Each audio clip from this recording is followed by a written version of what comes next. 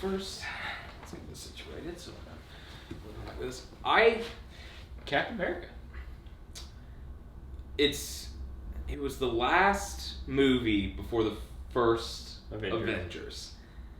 And I like this movie. It's probably my second favorite of the Phase 1 movies. It's definitely my second favorite. And actually, I think I like it a little bit more than you do. You definitely do. And I just really like the character. And I think they the character development in this one, I believe, just because of the way he becomes Captain America, I think the character development in this one is a little stronger than some of the other. Well, characters. You like Steve. Yeah. Steve is, unlike in the Incredible Hulk... Easy, champ. Let's not break things.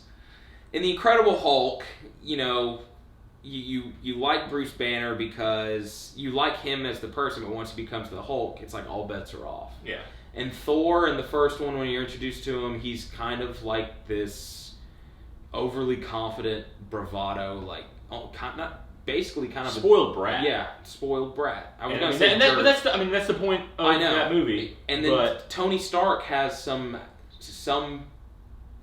kind of asshole-ish nature about him, where Steve Rogers is almost like he's what you would want your kid to grow up to be. He's what you would like to be, but it's like, if I ever have a kid, I want him to be like Steve Rogers. Yeah. You like him so much as a character that of course you're going to just be rooting for him constantly.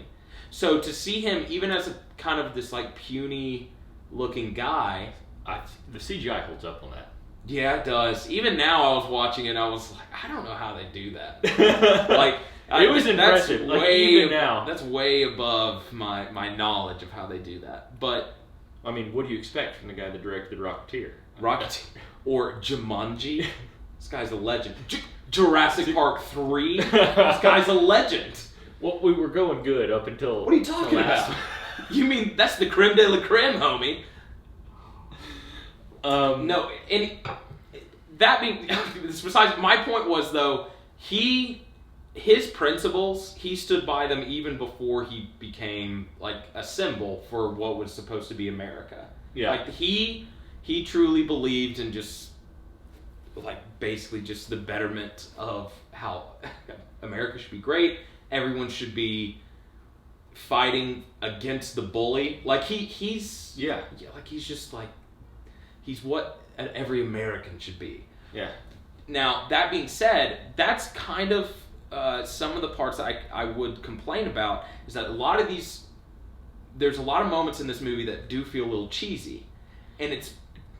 Keep going. No, and I would say it's because of how, like, patriotic he is. Now, while it does get me a little amped, at the same time, I'm like, that felt cheesy, because it's also that it's set in the 40s, so it feels like so old fashioned. Yes, but it feels it's Joe Johnson, right? Joe Johnston, yeah. Joe Johnston. That's kind of his style. Yeah, Jurassic Park 3 clearly showcased that. Just kidding. No, his style. I do wonder. But think about the other two. Count out Jurassic Park 3. No, Jumanji. I will not, sir. No, Jumanji and The Rocketeer. No, and he's done other things too. No, well, like he did Hidalgo. Yeah. And there are in all of those movies, there are moments where you go, that's almost cringeworthy cheesiness. But it's like it's his style, which I thought fit this movie, this time period, and what they were trying to accomplish pretty well. I remember when we were rewatching it, I wondered if.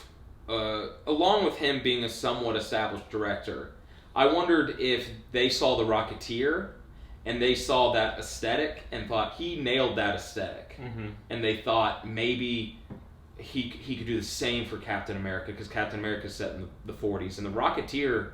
It's right around that. It might be a little before. It is. I mean, yes. I will admit to you, it has been years since... Because it's the Nazis. Oh, that's right. Okay. The bad guys in that movie are the Nazis. Okay.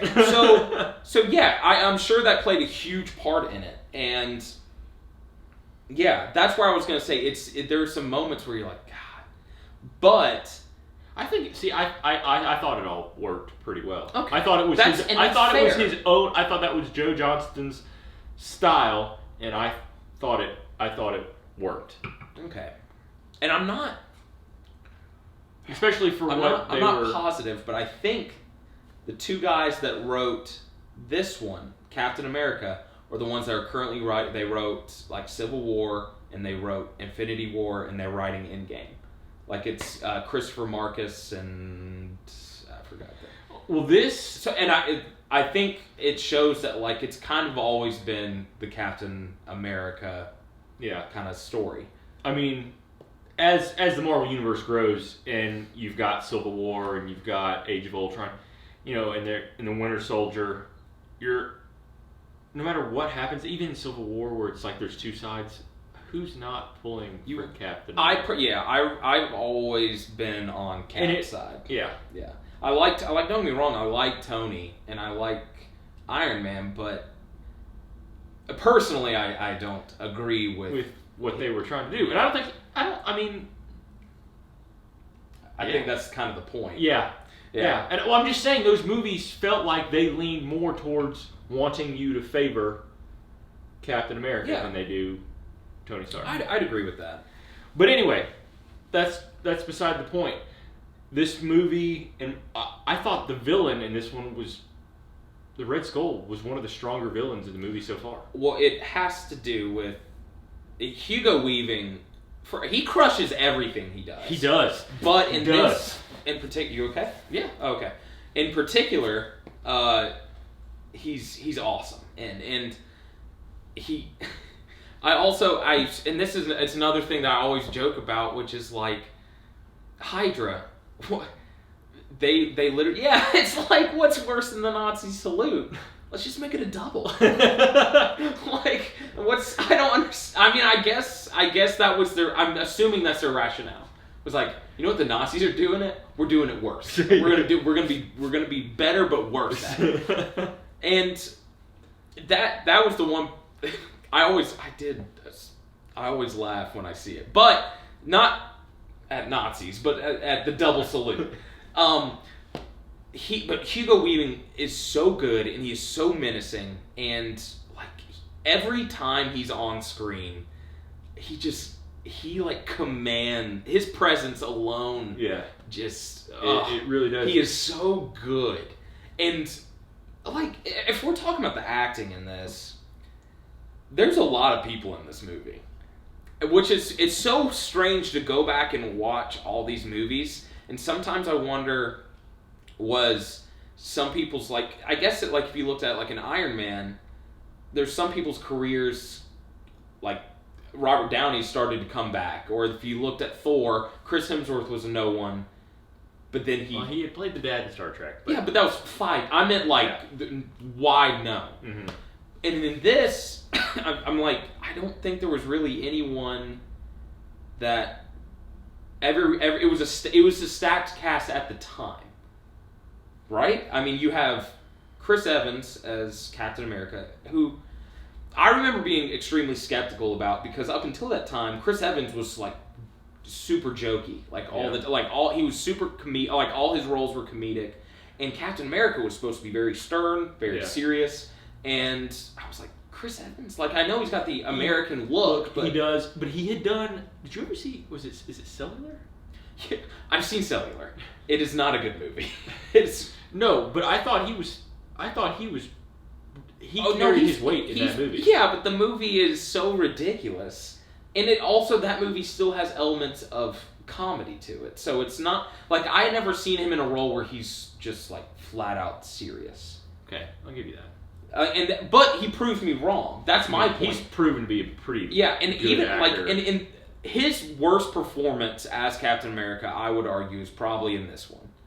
Yeah. But that being said, he's not bad. He's not bad, and I thought he played it pretty well. Again, all these origin movies, from the first origin movie in Iron Man to the most recent one in Captain Marvel, all those characters start off feeling lost. Yeah, and but it's about them trying to find themselves. And he is somebody, like, he's not. He starts off this movie and he's really not Captain America. He's got the mindset, but he's not. He's having to come into the fact that he's a superhero. Yeah. And he's not only is he a superhero where he decides he's kind of forced into that role. Like sorry. Like they build him. No, and that's actually, this movie does have many elements where you do connect, like you connect with him throughout the whole thing, where like they build him up to be this superhero, and for how many weeks is he's just used as someone to sell war bonds. And it's like, you feel for him because it's like, he wants to be out there fighting the war. Because that's why he got denied, what was it, 4 times? Because it was, he had like... It was more than that. I thought it was more than that. But anyway, that's the point, is he really wanted to be there. Everybody, I mean, in that time period, everybody wanted to be there. That was everyone's mind. They just went and signed up because that was we what, have to defend our country. Yeah. Like, that's what we have to do. And it was a very unifying moment in American history. Yeah, for sure. But then Chris Evans is great, and then you have, you have everyone. Tommy Lee Jones. I love Tommy. I always love Tommy Lee Jones. Yeah. Even in some stuff where he's not good, I'm always like, I like Tommy Lee Jones a lot. And he plays that character good. He's in it small part. He's in it for a very small amount of time, but he can play that general type character very well. It's just no nonsense, and he's just super dry. Yeah. He's really good, and he's funny in this. But then, more importantly, the guy who he's in it for a little bit, but he's one of my favorite kind of character actors. Is he a character actor? The Tucc was loose in this one, guys. Stanley Tucci. He's only in it for like 10 minutes, and he is killed by a Hydra agent. And as soon as he gets killed, I'm like, you're like, God, you're like, really? I'm like, really? We needed more Tucc, guys. I kept waiting for him to bring it back. It's like, he has the technology. Dude, what if in Endgame? Okay, so they're bringing everyone back. If the Tucc comes back, no, I'm kidding. But that's just like an example of like, there are 2 actors in this movie that are great Academy Award nominated actors. They're great in almost everything they do. They can be in ridiculous stuff, they can be in stuff that's bad, but they usually are not just phoning it in. Yeah. And Stanley Tucci and Tommy Lee Jones are in it for a combined like 10, 15 minutes. Yeah. And they're good. Mm-hmm. And they're guys that when they're on the screen, I wanted them more. I wanted Stanley Tucci in it more. But even the people that played smaller parts, I thought did a really good job. I mean, they did good. But I mean, even the smaller actors, Dominic Cooper playing a young Howard Stark. I thought he played that character pretty well. What it did make me realize is I wish at some point we could see like a Howard Stark movie. It wouldn't be a superhero movie, but I think it could be a fascinating movie. Yeah, and just the little bits they show of him like working on stuff and it like blowing up in his face. And he's like, whoa! And when the hover car doesn't work, and he's like, and that's where he's like, I said it's a few years away. Yeah, he has that Tony Stark. He has that Stark confidence where he's awesome. Yeah. Speaking of just smaller parts, there's Game of Thrones. What's her name from Game of Thrones? Natalie Dormer. Yeah, Natalie Dormer's in it. She is just hot for Cap. Yeah. I'm just throwing herself at him. That thirsty. I see. That was something. Thirsty. That was something I did get mad at, and that was something like it's small parts like this is where I wouldn't like say this movie was astonishing. Is like she's just throwing herself at Cap. Fine, that's fine, but that was their only way of making. His love interest, what's her name? Haley Atwell. No, Peg. Yeah. That was the only way for Peg to get mad at Cap. Like that, it felt so forced. It wasn't like Cap started developing feelings for someone. She just caught this. Well, no, he had feelings for her. Yeah. She was like. She liked him? Oh, I don't know. It started to insinuate a lot that she was into him. That's why she was pretty frustrated Yeah. When she turned the corner and saw Natalie Dormer just like trying to get to the bone zone. Well, I mean, And in Cap's defense, he was being respectful. Yes, and she was throwing herself. What are you gonna do? I mean, she kissed him. There was a moment of Captain America succumbed. Yes, Yeah, he did. Yeah, He did. It was kind of one of those things. It's like, well, while we're here, like, I get it. War's on. People are stressed. No. So, but that was something that did kind of make me mad. It was just like, and they insinuate earlier. It's like he talked about not being able to pick up signals. Like he talked about like it was. That was also something really weird. Was that he seemed to be a genuinely nice, kind of. I wouldn't say interesting, but just like a decent guy. Yeah. But I guess he just made it seem like because of how he said that looked, too. he was just socially No, awkward. yeah, he like, talked about kind of being awkward, and he talked about he didn't know if it was more that or the fact that he just wasn't interested at the time. Like it was not something. He was so focused on other things that, like he wanted to fight in war. He wanted to. Yeah. There was. But that being said, I would say this is the most believable love story by far. Oh, and it's the one that you truly you care about. Yeah, like a lot. So I mean, so far, yes, You have Pepper and Tony. You have Liv Tyler with the Incredible Hulk, but that doesn't play a part. You have Natalie Portman with Thor, which is a joke. We've already established as a joke, and that was it so far. So this was the first time there was a love story where you were like super on board for, and you were rooting for them to get together. Yeah. Which, of course, and I think they do it in just a little bit of like the montages where she sees him, like he's got her face in the watch in the stuff in the watch. Just little things that they do a good job of like, oh, there's feelings here. Yeah. Which was never the case in Thor. And the other one, oh god, we don't have to get started on Thor's romance. There is, I'm forgetting his name. The guy he does Dobby's voice. Toby, that's not his name. Sorry. Anyway, he's good. He's the scientist that's working for Hydra. Oh, yeah. Yeah. I cannot think of his last name. Yeah. Sorry. But he's good. He's really good. And all the small bits. See, this is my point. It's like crush it. Every actor, especially in Captain America, there's almost every actor they have is not someone that phones it in. They're pretty committed to their role. Then you even have like Neil McDonough as like one of the guys that are helping out Captain America once they're out fighting. It's like his little like force. Yeah, he's good. You have everybody. Derek Luke. Yeah, everybody in that little group is solid. That's my point. Is that like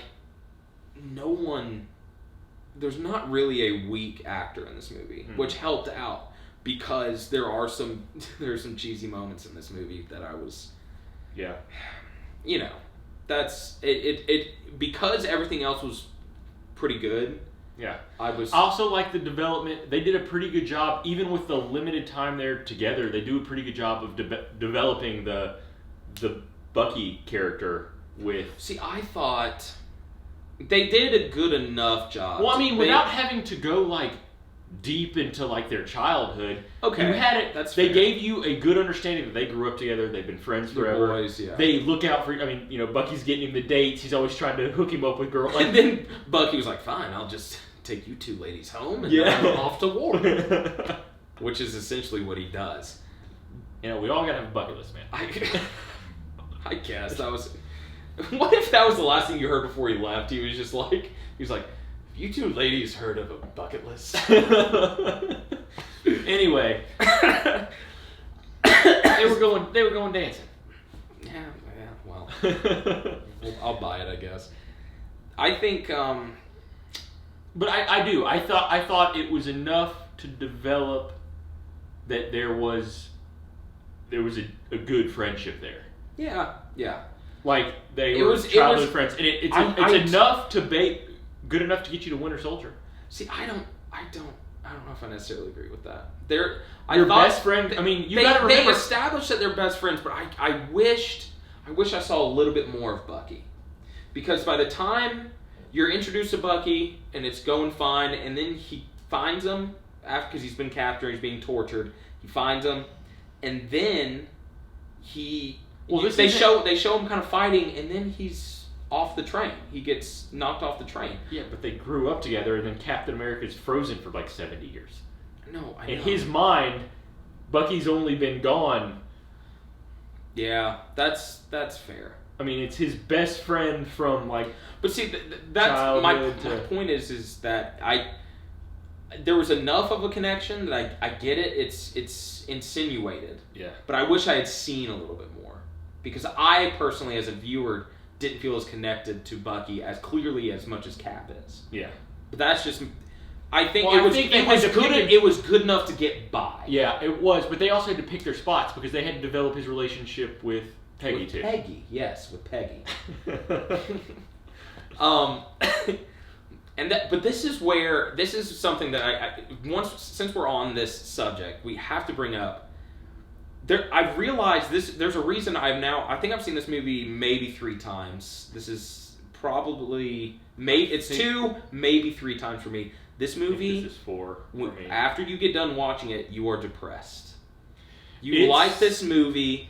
I don't want to say it's depressed, but it's. I don't know. It's a fun movie, but think about all that happens and how it leaves off. I don't leave off depressed, but I leave off going. You're sad, man. Yeah, it's not. It's a bummer. It's not like Iron Man. We're like, hell dude, yeah. Almost every movie, every Marvel movie, up until this point.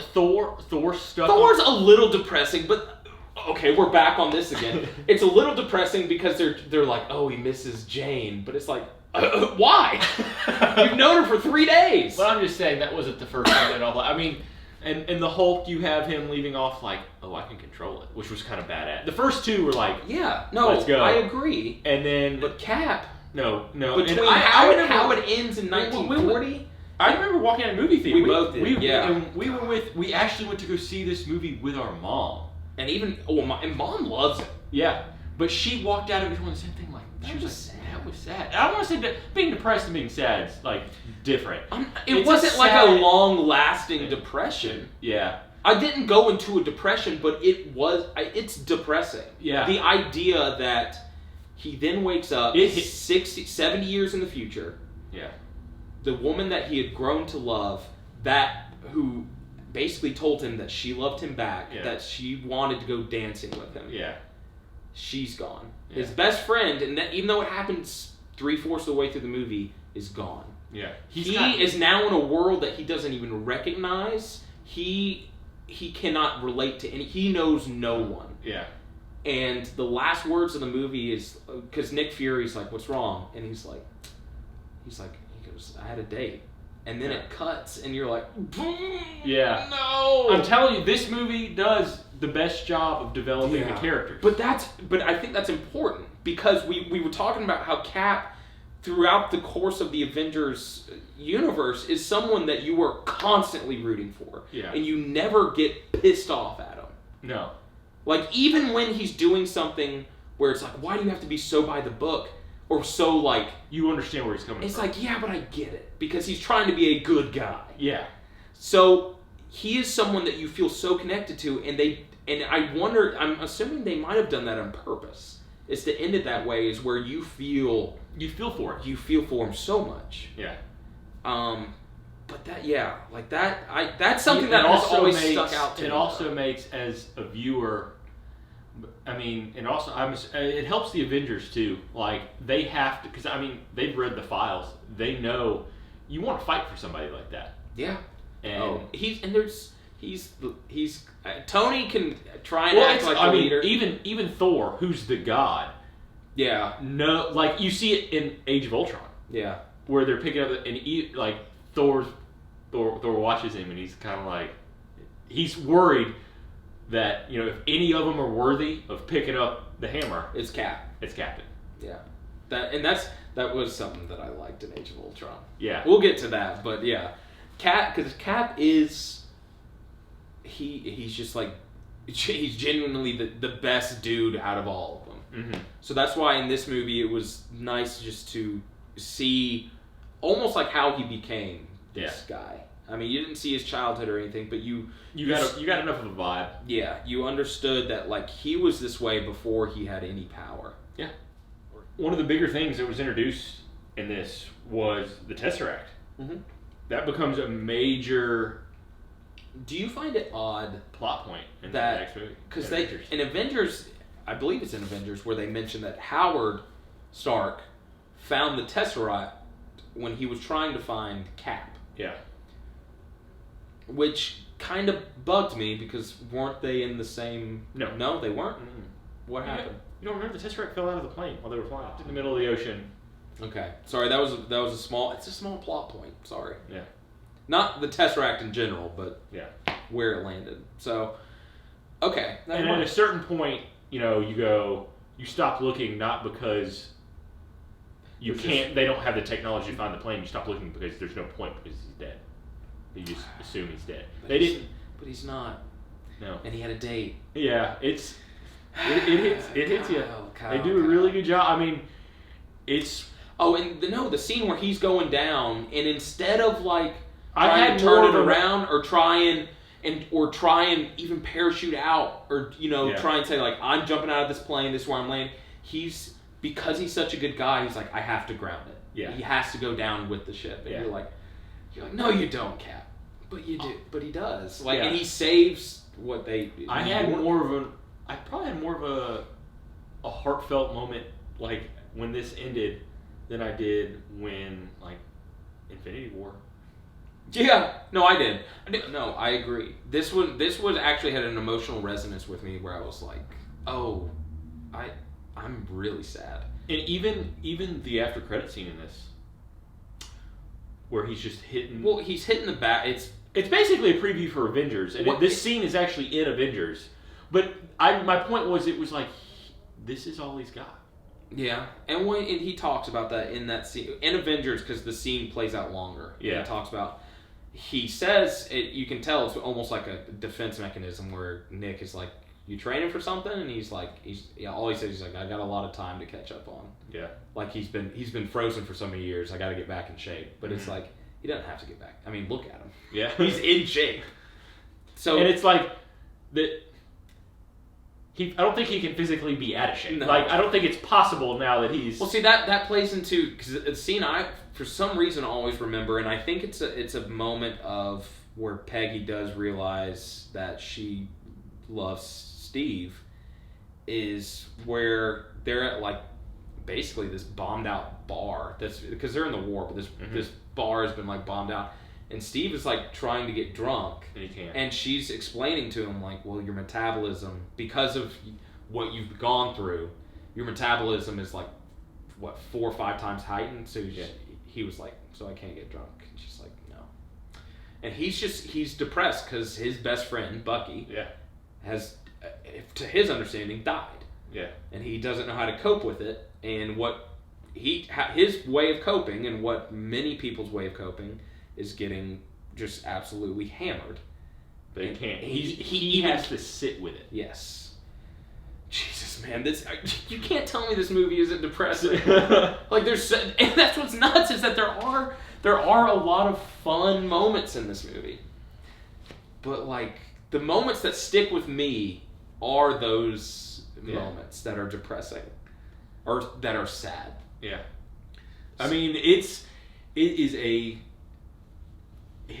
Like I said, it develops with those moments. That character is developed so much better than any of the other characters by far. To date. And honestly, and I don't just mean up into this movie in the chronological order. I don't think there has been a Marvel character yet that has been developed as well.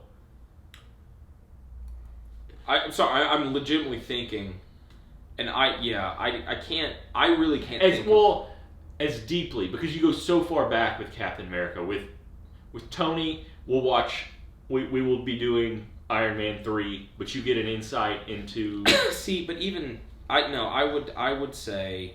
I think you're right with Cap. Yeah, but I'm saying in Iron Man 3, you do get more of an insight into his psyche, which you get with Cap. You understand better where Tony's coming from in Iron Man 3. Yeah. Okay. But still, I think Captain America does it better. But I wonder, and I'm assuming it has to be because, I'm assuming they knew what the plan and layout was for all these Marvel movies back in 2011. Mm-hmm. How it was going to pan out, how everything was going to happen. And it makes me wonder if, because of what Captain America does in a lot of the future movies, if they thought it was pivotal for them to develop him as a character. Because he is the person that the viewer is going to want to root for. So you're going to want to have to know him, essentially. Why, just really feel for him and root for him. So all of that being said, one of the weaker points of this whole movie for me, you talk about the cheesiness. There are several scenes that are shot for 3D and they do not hold up. Well, that's more of it didn't hold up at the time. If you don't watch that's a quick change of direction. I know. There are times when I really like this movie, but there are times that I'm like, oh God, why? Where something's like coming at the screen and he's like reaching for it. Yeah. So it's one of those things where it's like, if you saw it in 3D, I'm sure that's fine. But it's such a cheap gimmick, and when you don't watch it in 3D, but this was at a time period out. where Avatar had just kind of come out, and Avatar had come out 2 years prior. But there was like a 3-year period. No, after I remember. It literally. No, I'm saying. Let me finish talking. That I remember the 3-year period after Avatar, where every movie. I understood exactly where you were going, bros. So and there's only a couple movies that play it off. I mean, Hidalgo, Avatar, Hidalgo. Wow. Hugo. Avatar. I was like, when did Hidalgo get the 3D treatment? And can I see it, please? No. I agree. Hugo, Avatar, and Gravity are the 3 that really stick out in my mind. As far as like, those were great in 3D. And there's a lot of cartoon movies. Mm-hmm. And there's been animated movies, and there's been other movies that you do 3D. But I wouldn't say it enhanced, or I would never say it made the movie any better or worse. There was a lot of movies that just did 3D, and they were completely forgettable. Right. The 3 that we mentioned, it felt like they were so incorporated into like the story that it. Well, it took you somewhere. Yes. It didn't throw stuff in your face. It put you there. But again, this is way off topic. Not necessarily, because it's what the parts that 3D are in this movie, they're not to put you in a different world. It's just a way to, basically it was a way for people to spend $3 more on a ticket. Like overall, I think it was definitely the second best of the Phase 1 origin stories. Yeah. By far. Well, the difference being between this and Iron Man is... What would you say as far as action sequences? Would you, did any stand out? Because I was sitting here thinking about it, and while there is a lot of fun, mainly because of Cap is awesome. No, my favorite sequence in terms of action, I guess, it's not even really action, it's the chase scene. Yeah, the first one? Mm-hmm. Yeah. Right after he... I like it, yeah, I do like that one a lot. That's my... that, in terms of action sequences, that's probably the best one. The moment Cap gets his vibranium shield, it's like anytime he's fighting, I'm on board for it. Yeah. Like none really stood out, but none of them were, all of them were good, in my personal opinion. Yeah. So, yeah, I think action-wise, I think this probably... Oh, I don't know. There's some... the first Iron Man, there's some scenes that are awesome. Well, I'm trying to... fighting. Yeah, I know. But it's more... See, I think that's also it. Is that it's fun to see, even though he is... Iron Man is a lot more fun. To me, this story's a lot deeper. Okay. That's... See, that's actually a good point. This movie's less fun. Yeah. But it does make for a good movie. Yeah. Okay. All right. I'm glad I got there. So, basically, though, overall, This is a B+ movie for me. I would give it a B. I would give it a solid B. For some reason, it's not giving me that. It's just it connected with me. The story connected with me. The action sequences are good. They're pretty good. But every time I've seen it 3 times, and it might just be because I am left feeling sad or kind of depressed, and usually I can acknowledge that this is one of the few Marvel movies, where I'm left with a legitimate emotional response.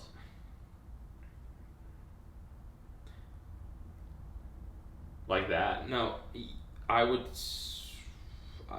Are we talking left with it, like the ending gives you that feeling? I mean, yeah, there are times throughout these Marvel okay, because I was about to say, because there's several Marvel movies. I say several. There's one in particular that's sticking out that gives me I get emotional at a certain point that, but it's a little bit. It's not like at the very end of the movie. Like at the very end of this movie, you are sad. Mm-hmm. But then it's weird that it sets you up for like the Avengers. Yeah. But it also it does get you pumped because at that moment in time we knew that was the next Marvel movie. Mm-hmm. So I would give it a B, and usually I can acknowledge.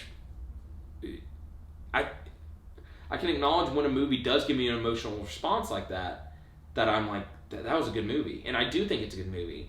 But I think it's because I'm so accustomed to these Marvel movies being so much fun that I think, especially it's a different tone. The first time I saw it, it hit me differently. Yeah, it was not quite what I was expecting. Yeah. Not in a bad way, but and I think I've never let go of that. Mm-hmm. So yeah, I would give this a B, but it's definitely the second best of the origin stories.